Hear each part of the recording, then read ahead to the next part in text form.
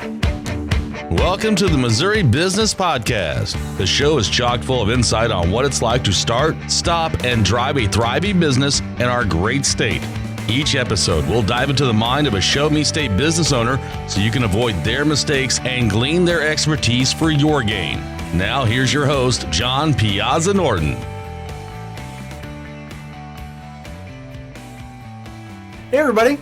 Welcome back to the Missouri Business Podcast. My name is John Piazza Norton, and today I have Alyson Fisher with us. How are you, Alyson? Good. How about you? Oh, very good. Good. Now, Alyson does everything. Not she everything. tries to do everything. Yeah.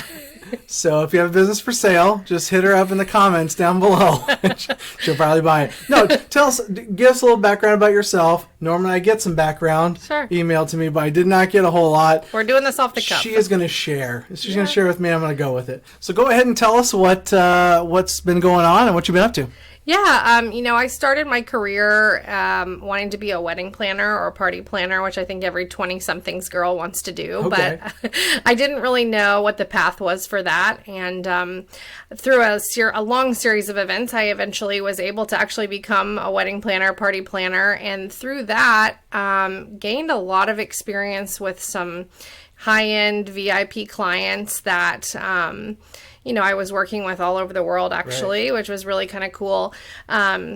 Along the way, I had worked some other jobs not in the event planning industry that got me a lot of knowledge in business in general. Okay. I have a degree in business and Spanish language. I double majored. And then through that, I kind of gained some business knowledge, and the folks that I was planning parties for, these big fancy parties, found out I had that background and started asking me to do things a little outside of that realm and more in the project management world. Sure. I ended up working for some folks who were fairly high net worth individuals managing their, I'm going to call them material investments. So not annuities, stocks, bonds, things like that from the standpoint of managing investments more. I want to build a yacht, or I want to have a second home. How do we do that? And I was able to really, through the party planning experience, manage timelines, through my business experience, manage budgets, manage teams. I thrive in managing teams, and that's the bottom line with all of this. So I was doing that, having a great time, traveling like 200 days a year. Oh, gosh. Which you can't have a family, you can't have a life, when you're doing that. So several years ago, my husband and I decided we needed to stop that in some way. I didn't really want to let go of that life 100% because it's fun. I get to do some really amazing things. Sure. Just didn't want to be gone all the time. So I scaled that back. I still work with a few clients and retain sort of that consulting project management world. Gotcha. Just finished a project in Tokyo last year, finished a project in New York last week. Nice. So that's super fun, but we slowed down, decided to move back to St. Joe, decided that what I was doing in my other world, I could do for ourselves as well. Right. So took the opportunity to look for some investments, and found Fantastic Fidos, which is an amazing business. I actually had volunteered in shelters and had kind of gotten into the dog training world before this opportunity came across, and I knew right then it was like the perfect match. Nice. When I bought that business, we had 4 employees, and today we have 20. Which is a cool, it's cool. It's been an amazing experience to grow that business. And then, I started wanting something else to do. And I do a lot of work with Annette Weeks in the Entrepreneurship office at Missouri Western. Sure. I had been looking at a different business and was going to buy it. It didn't work out. We were 10 days from closing, actually, and I needed to pull out of that deal. It just wasn't going to work. And so Garden Gate Flowers came for sale, and Annette called me, and I said, it's perfect. I worked in the event world forever. I've ordered hundreds of thousands of dollars in flowers. Didn't necessarily know the design side of the industry, but I know business. Right. So purchased that, and here we are. I have a few other investments. I this year bought Joetown Fun, which is a Facebook community here in St. Joe, and we're working on building that brand as well. So we have a lot going on. You really do. Yeah. So a lot of times in the beginning and the end, we're going to do all the ways to get a hold of you on the Facebooks yes. that you'll be having. Can you give us all three of those? So we can have those? Yeah. So Fantastic Fidos is just at Fantastic Fidos on all the platforms, Facebook, Instagram, Snapchat, if you want to see the dogs out there playing and having a blast. Garden Gate is at Order Garden Gate Flowers on all the platforms. Facebook and Instagram, we're not on Snapchat for that. And then it's just my personal page. I don't have anything out there for my consulting business, and that's just because my clients are pretty high profile, so gotcha. I don't do a lot of advertising. That's a lot of word of mouth, and I do not have anything on social media for that. But the St. Joe Fund does. Yes, and sorry about that. Yeah, Joetown Fun. If you don't follow that on Facebook, do. It's a super great platform, and that's just on Facebook. It's Joetown Fun. Gotcha. So now the format of the show is startup questions. Yep. I actually have one from somebody who pays attention to the show. Sure. So I'm going to ask you one of those. Yeah. And some others. And then we talk about what it would be like to shut down a business. Yep. It doesn't sound like you ever shut down any, but you probably have seen some folks that definitely had to. Yeah. So we'll talk a little bit about that, when it's time, what you need to keep an eye out for. Sure. And then the third part that you didn't see any of the questions for are just some crazy questions that I come up with, and just kind of lets people know your personality a little bit, and then we wrap it up and we're done. Cool. So Sounds good. Pretty easy. Start them up.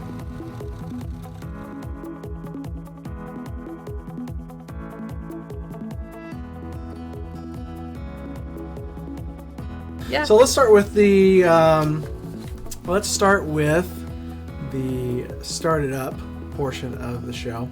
And what would you say the special sauce that somebody would need to be able to succeed as an entrepreneur? Yeah, I think you have to know your strengths and your weaknesses. As I've grown and matured in my business career, have more so leaned on knowing my weaknesses than knowing my strengths. And those have changed for me over the years. I used to be very, very detail oriented, very organized, and not that I'm not now, but and the fact that I've grown my team so large, I have 33 people that report to me in one way or the other. I've become way more of an ideas person than I used to be. And, that's an interesting shift in my weaknesses to go, I am not the person in charge of the list. I want the list and I need to see the list, but I'm not the one managing it. And that's an interesting weakness to recognize and find folks who can fill that in. There was no list before. It was just you in the beginning. Yes. So that's something you would have no idea. Yeah, absolutely. So I think that's a really important one to be aware of. I think it's also, and I talk to clients that I work with a lot, especially folks that I advise in small business, which has kind of come around for me since I'm out in the community a lot. Right. And I just tell people to recognize which hat they're wearing. I read a book called The E-Myth. If you haven't read it, read it. It's the best. I tell all small business owners they need it. You've got to recognize which hat you're wearing and which hat you got to take off, right? So what you can farm out to folks and what's most important for you. I think the other thing is empowering employees, and we'll probably get to that in another question. But if you have a team, you've got to be able to empower them. You've got to be able to train them, because otherwise it's always going to be you. It's like only going to be you. So well, you have to value your time. Yeah, absolutely. And so where's my time best served? I'm not very good at that. Yep. Who can do it for $5 on Fiverr? Yeah. I mean, it's true. In all honesty, it can be done very cheaply. Yep. But some things can't. Yeah. And if you're letting that cat out of the bag, things are running rampant and you don't have any control. So you have to figure out what's going to work best for you. It's very good. Let's talk about customer service. Yeah. There's needs or concerns there. How do you personally go about it? If you farm that out to somebody that works with you, or do you take care of some of that stuff yourself still? For sure, I take care of it myself if I'm there and can. I would say that something that people compliment me on a lot is the empowerment of my employees to take care of things, because I spend so much time training. I spend so much time teaching my employees my expectations for our business, my expectations for our customers, something that I think people don't often pay attention to is that I have expectations for the way my customers should act. Sure. I do not take well to customers who are unreasonable, customers who are treating us poorly for no reason. And thankfully, we don't have those situations often, but right. we mess up, we make mistakes. Sure. And, I teach my employees, take responsibility if it's our fault, explain what happened, be completely honest, and handle it. And I think, people compliment me a lot because anybody in my business can handle any customer service situation. Usually, if they're asking to speak to the owner, I would say more often than not, they're looking to ruffle feathers more than to ruffle feathers or to vent more than have their problem fixed, because my employees are so empowered to fix whatever the issue might be right then and there. Right. Typically, if I get involved, it's either something really bad, and that doesn't have to not happen often, or it's just that they don't feel like they want to be heard. They feel like they want to tell somebody else. Sure. So I think empowering the employee is so important, and having expectations for your customers. I have fired customers. I was just about to ask you that. Absolutely. You have to. Yeah. Yeah. I mean, there becomes a point where it's like the respect that I have for my team is more important than that person's dollar when they cross a line. Yeah. It's absolutely toxic for the attitude of your employees. Yeah, I mean, it creates a great morale when I can stand up to a person and go, "You're not going to treat us that way. No, nothing is that bad to treat us that poorly." Right. And if it is, find someone else to provide the service. Sure. And somebody probably will. Yeah, that's right. But that's right. No thanks. Yeah, exactly. Now, when you're getting a business underway, I think that money is the biggest challenge, but maybe you think it might be something else. What's the biggest challenge when you get your business underway? I think money's probably true. I think guts is a little bit of it, right? It's hard to make that jump. I think, I left a career that was thriving, one that, really I had endless possibilities to do something that I wasn't certain about. Right. Something that was a complete change, a decrease in pay. There's so many what ifs. For me, I think I was going about it a slightly different way than some. Right. Some people go, and I use this example a lot when I speak, I can make the doorknob better, so I'll open my own doorknob shop. Right. I went at it about a little bit different way. I can manage the team. Mm-hmm. And so I think having the guts to go, I can make the doorknob better, but I can also manage the business. Right. That's tough. But I would say number one is money, because most people, as I said before, can't go through the ringer of figuring out the financing. If you can do that, you can probably, jump over the hurdles of all the things that are coming at you for opening. Sure. So, and look forward soon for her doorknob shop. No doorknobs. Okay. I just use it as an example. It's pretty generic. My husband would kill me. Yeah, probably. Yeah. So one last one here on the top. We're talking about money. What about the bookkeeping and the financial stuff? I mean, it's one thing to make it. Yeah. But I've found that the little nickel and dime stuff. Yeah. You're like, I thought we made more this month. Yeah. What happened? Then you got to be, Inspector Gadget going through everything and trying to figure it out. How did you solve that problem for you guys? My mother's a CPA. Very helpful.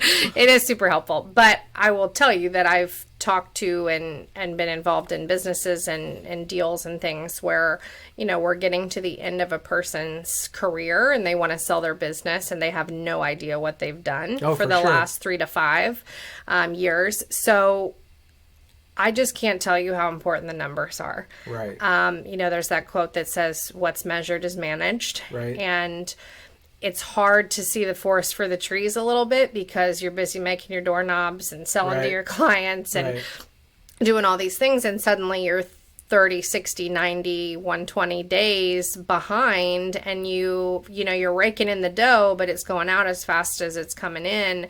And I think people discount that a little bit. Right.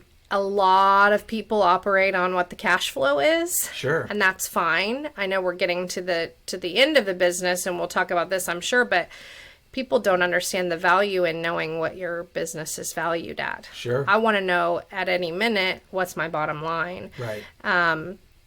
I tell people, if you're not like me and have a built-in free accountant, you got to get one. Like if I was going to say farm anything out, you farm out the accountant's position, because you need to have those numbers at your fingertips any given day. Right. I can tell you in every one of my businesses what we've made today, what we've made this week.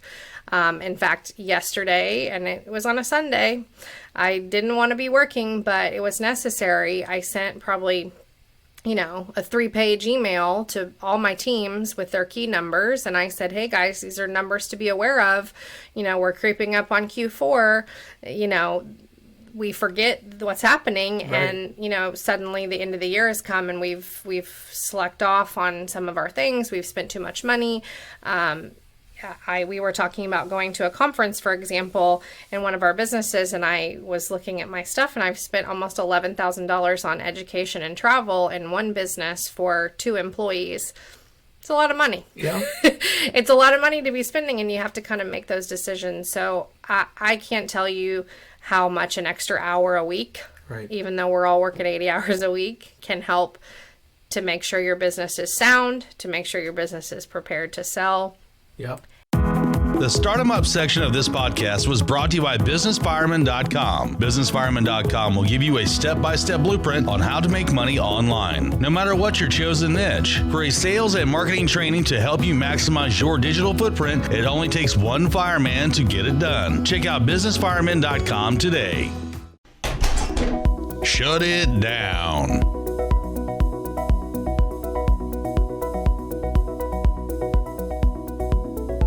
All right, let's switch gears a little bit. Yeah. Let's talk about some folks that, because a lot of times we're so encouraging as a human race. Yeah. Hey, go get them. You can do it, Tiger. Yeah. Quit. Sometimes you just need to stop. Yeah. Whether it's walking away or gifting it or taking payments or whatever. Yeah.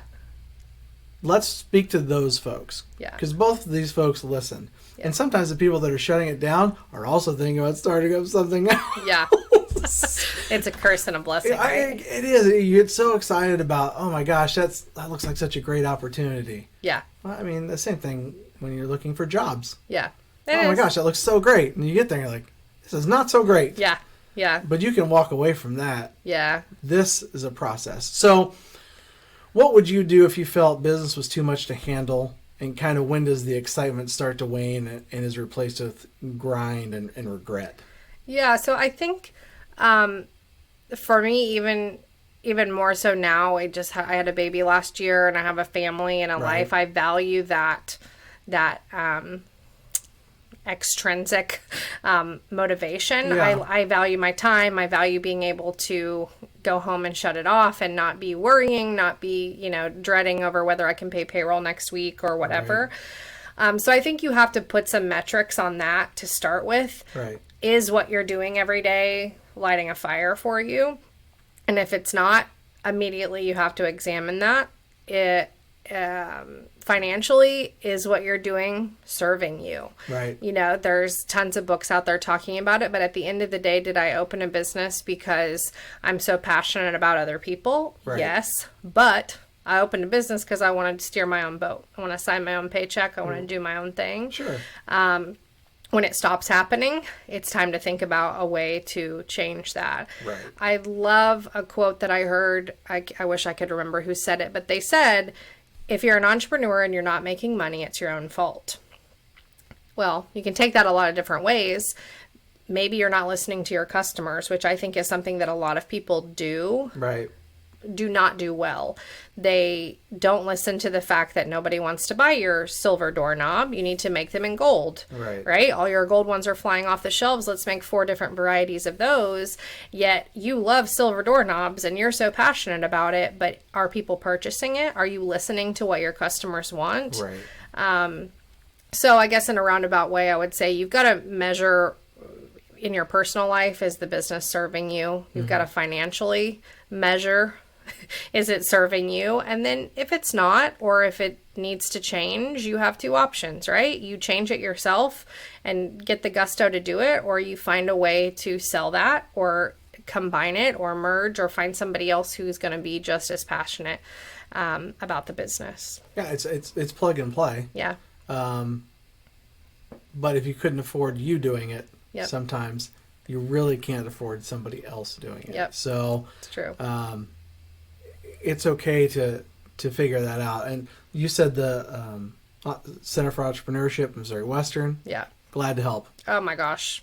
And that's awesome. What a great, I've lived other places. I've been involved in businesses in other places. There's nothing like our Entrepreneurship Center. Check out Small Business Development Center over at the Chamber. Rebecca's awesome too. Also. So I used them when I was looking at a healthcare business down in Springfield. Yep. We figured out that it's a terrible idea. Yep. So I'm like, that's cool. Yeah. That was a great way to get away from that. Yeah. I mean, it's awesome to even just have a sounding board. Like I'm pretty sure in my ways. Usually I'm very decisive most of the time. Right. I probably have coffee with Annette 3 times a year at minimum and that's at the Center for Entrepreneurship, by the way, but I probably have coffee with her just to go, okay, let me throw this at a wall and let you shoot everything down, you know, just to have a sounding board completely outside of all the organization. She has no reason to, no motivation. Yeah. And that's, I think, a great way, even for people who are thinking about starting, to go in there, because they're real with you. Yeah. They, there's no sugarcoating it. They're going to expect what they expect. And yeah, that's a great resource for us.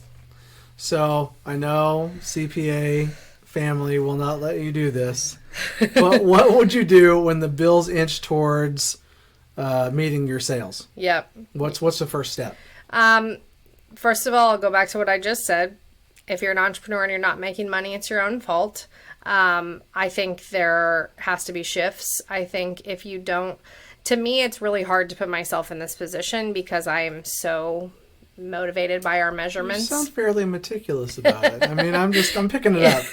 I think that when that starts to happen, it is very, very difficult to make the decision that has to happen. Right. I think you've got to you either have to cut expenses or increase sales. It's easier to increase sales, but sometimes it's hard, especially in this market. Yeah. There's an end. There's a tap to how far you can reach geographically, or even with the internet. If you're a service-based business, you can only go so far, So I think measuring everything is the best advice I have for folks, because if you're measuring it as consistently as you should be, meaning on a monthly basis, when it's coming and you can see the shifts that happen.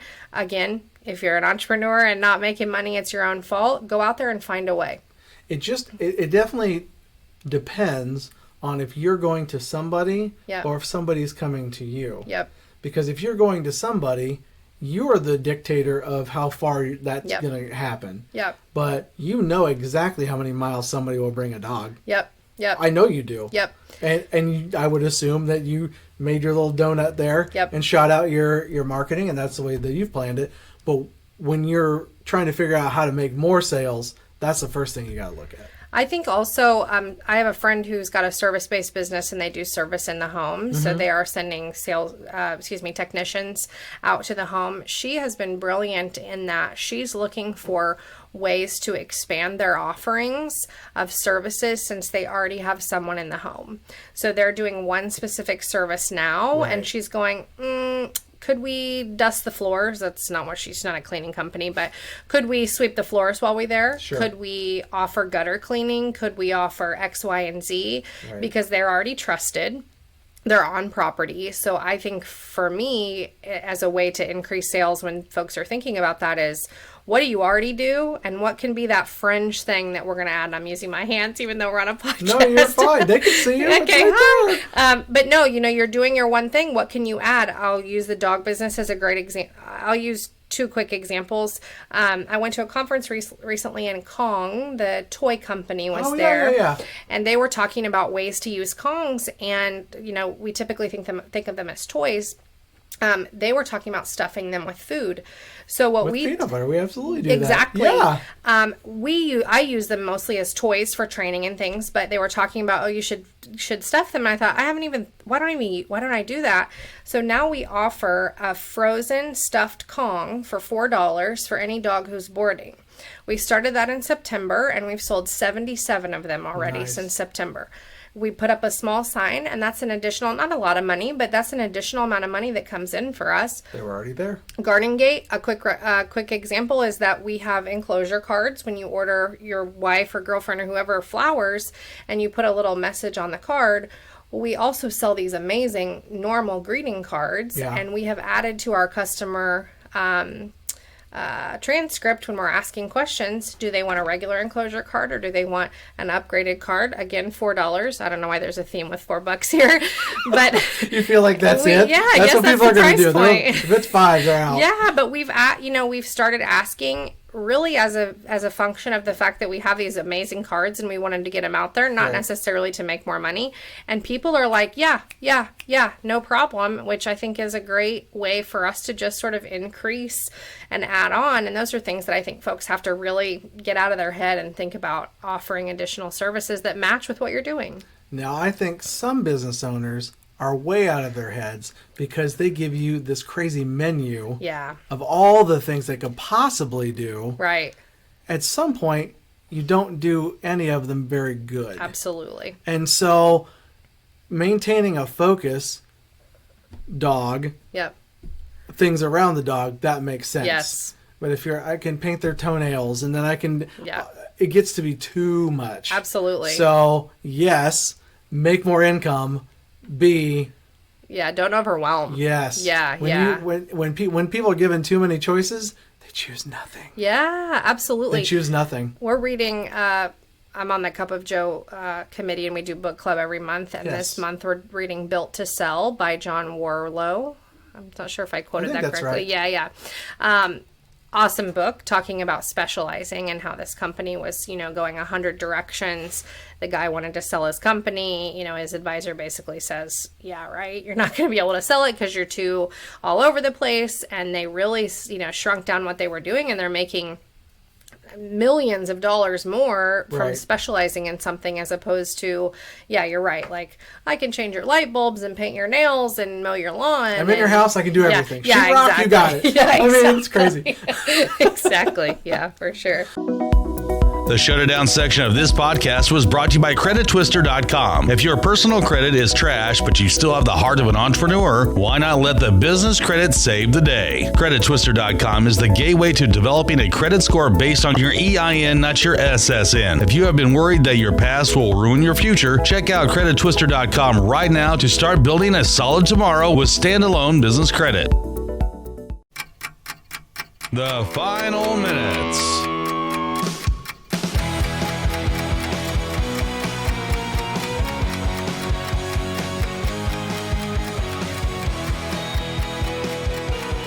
Time for some of the crazier questions. People have been scared of this section. You're not scared. Bring it on.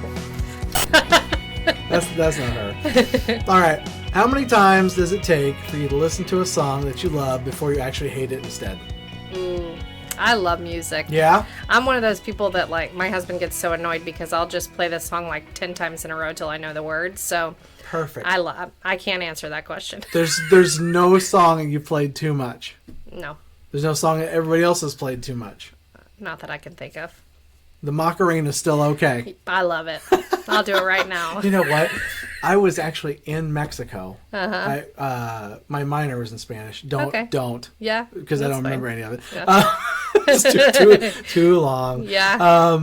We were down there when it was starting to get big, and then we got back, and you're all like, they're like, how do you know how to do this? That's funny. Why don't you know how to do this? Right. Yeah, exactly. How many bottles of wine have you ever finished without actually pouring any of the wine into a glass? Ooh, not that many. I wasn't a big wine drinker till I was later. Probably, I'm going to say 5. I don't know. College is a little fuzzy. So just kidding. I'm not a big wine because I don't like bitter things. Yeah. So wine's bitter for the most part. But Moscato, which is terrible for you. And gives you a very bad headache. Oh, it's so bad for you. This is not a good commercial for Moscato. It's very delicious at the same time. Yeah. So if Moscato sponsors want to step up, I guess that's okay.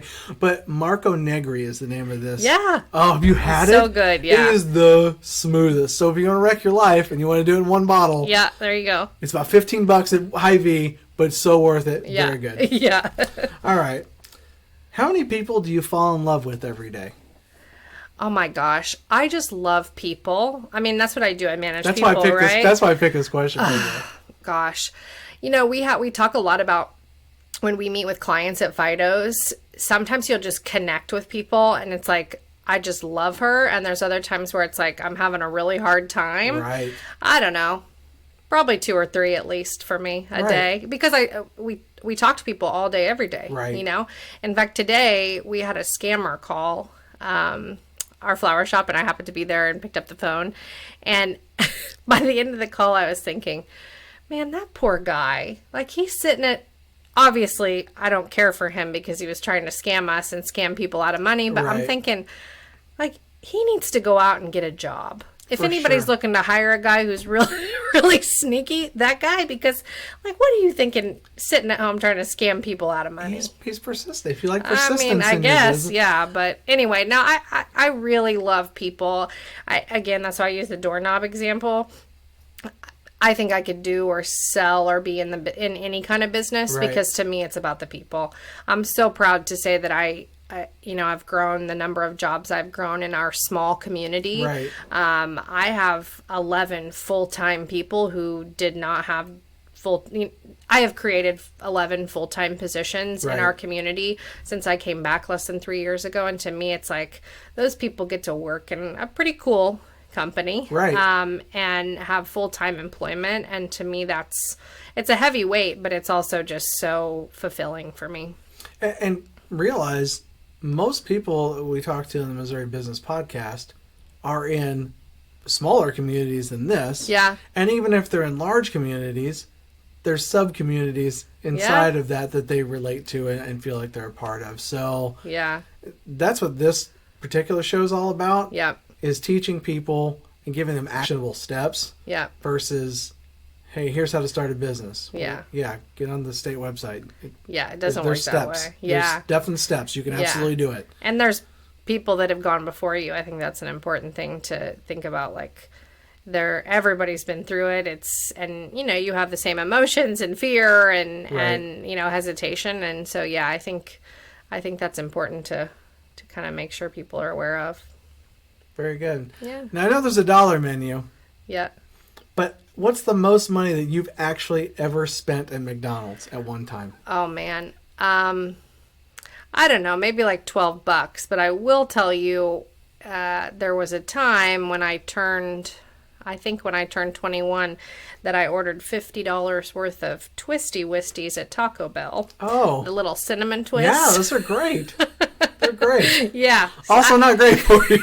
Also not good for you. Eat them with Moscato, I feel like. Also, shout out to the fact that there was not social media during that time. So there's no video or audio evidence of that happening. For sure. All right, I've got one more. Okay. If I gave you $10 to go buy me chocolate milk and it only cost $3, would you bring me all the change? Yeah, of course. Good, because I know how much milk costs. But the question is, can I buy Chateau? Because that's like the best, right? You know it's more than $3, I think. So, met Leroy at the Small Business Summit, which we had at the college, which was amazing.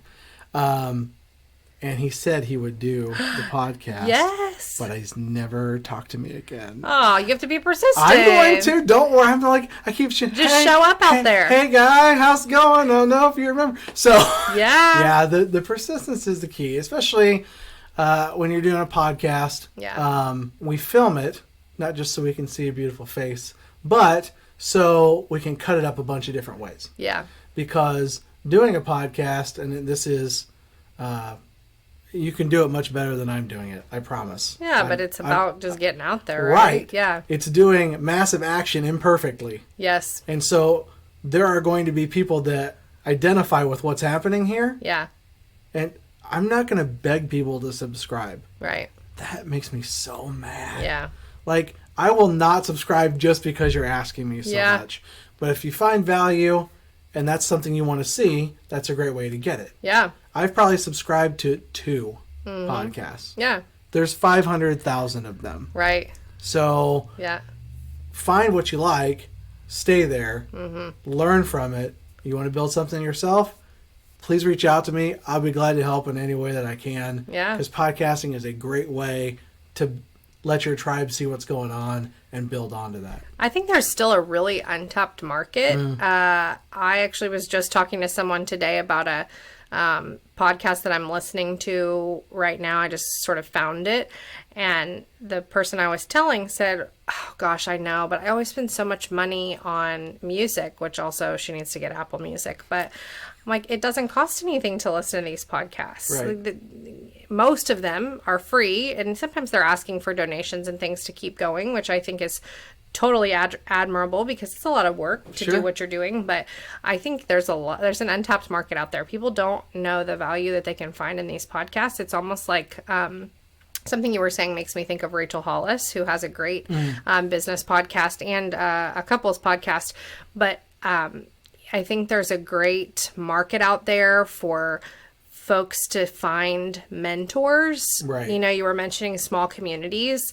There's not big mentors in some of these communities, and it's really tough to find a mentor, but you can find all this free information and listen to people's stories and their mistakes and things and soak it in like a sponge. And it's like, you know, as close as you can get to being a mentor. Right. Rachel Hollis always says that Dave Ramsey and Brennan Burchard and all these people were her mentors, and she never even met them until she made it, because she was reading their books, she was listening to their podcasts, and you know, looping in on their social media and all this stuff, and that she's just soaking in every single thing they say and applying it in whatever way, you know, she can find. So she's a cool business person if you haven't checked her out. And with what I do with businessemissary.com, part of what I do is helping the people that are trying to sell their business. Yep. And I don't charge them anything. Mm-hmm. And so people are like, what are you doing? Yeah. First of all, I don't want to see businesses go away if they're viable. Yep. Just because you're not ready to do it anymore doesn't mean somebody's not. Yep. So let's get those two people together. Yeah. Save the employees the trouble of moving around. If they like being there, let's keep them. Yeah, let's keep them for the sake of, you know, small business runs America. It's like, it's not the big businesses out there that are making a difference. And I think even more so in the last, 5 to 10 years, it's become so apparent that the small businesses are the ones that are building the jobs. And in fact, I read an article talking about small businesses are the ones that are making the jobs, that are putting jobs out there. And that's, you know, that's us. That's what we're doing. That's exactly what you're doing, trying to keep these businesses in place, because the more that they can grow, the better their jobs are and things like that. Absolutely. So what is your favorite shadow milk flavor? Plain old white whole milk. I mean, it does taste good. I mean, it does. Right. I love a cold glass of just regular old milk. I would say strawberry is probably my second favorite. My husband loves the root beer milk. Ugh, disgusting to me. I don't really do that, but I did try the marshmallow. Okay, milk. I got one for I didn't get a drink of it because he drank the whole dang thing. You know what? It tastes exactly like what's left over in the bowl. That's probably why he drank it all. But they also gave all the money to Children's Mercy. So awesome. Incredible stuff. So those are the kinds of folks that I'd love to have on the show. Yeah. Alyson being one of them. She does great stuff in the community. We love that. If it's something that you want to tell your story and be a part of this, definitely give us a shout at the website, MissouriBusinessPodcast.com, or give us a shout in the comments. Alyson, thank you so much for being here. Really appreciate it. Again, this is Missouri Business Podcast. My name is John Piazza Norton, and we will see you next time. Thanks for joining us for this edition of the Missouri Business Podcast. Make sure to visit our website, MissouriBusinessPodcast.com, where you can subscribe to the show on iTunes, Spotify, or Stitcher, so you get the ding when the next one is out. And if you have a question to pose on the show, just shoot us a comment on the website, or like the John Piazza Norton Facebook fan page for direct access. Be sure to tune in next time when we squeeze the brain of another business leader for your benefit. Talk is cheap. I'm from Missouri. You have got to show me. See you next time.